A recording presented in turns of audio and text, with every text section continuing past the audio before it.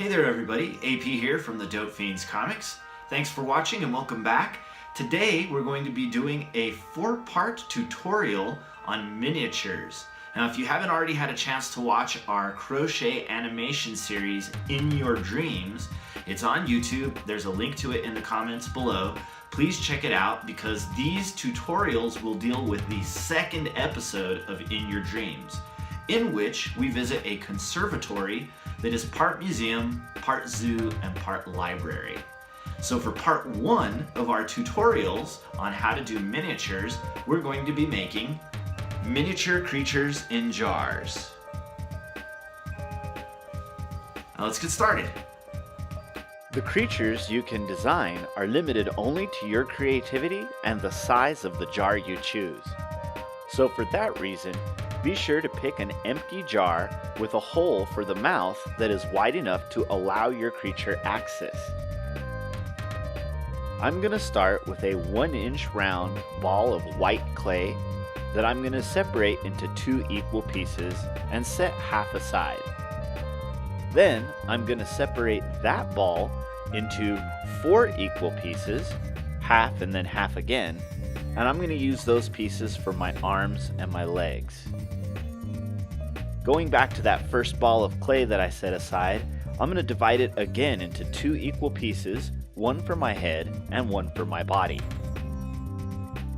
I'm going to shape the head and the body basically by creating a large mouth that I can add eyes to later and a lump of clay for the stomach and chest. Then I'm going to smooth those together and create the arms and legs.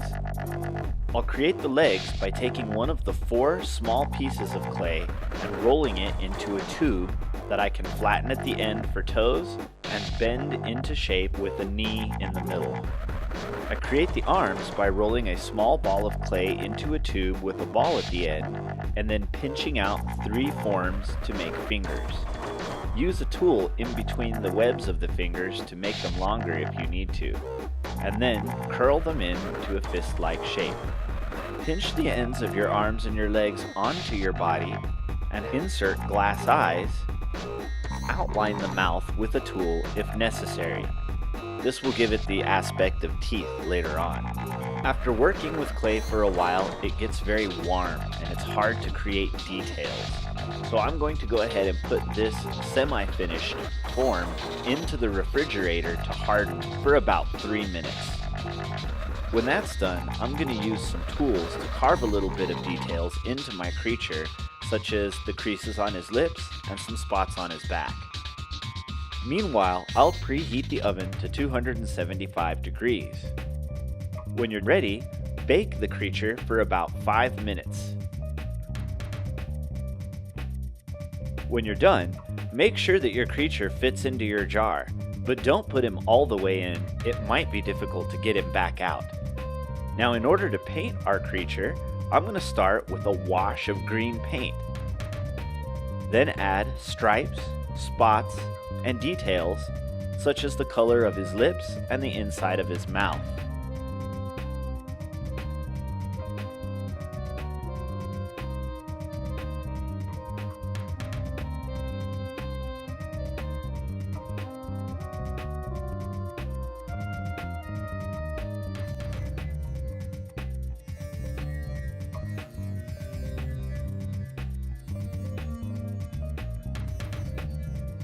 A finishing touch includes gluing a little bit of yarn to the top of his head as hair, and then inserting my creature into the jar.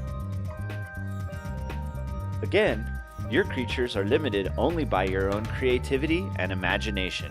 So have fun. Just make sure that when you're working small, you don't work so small that you break your creatures and that they still fit into the jars they're intended. Thanks for watching, and tune in for part 2 of our tutorial coming next week.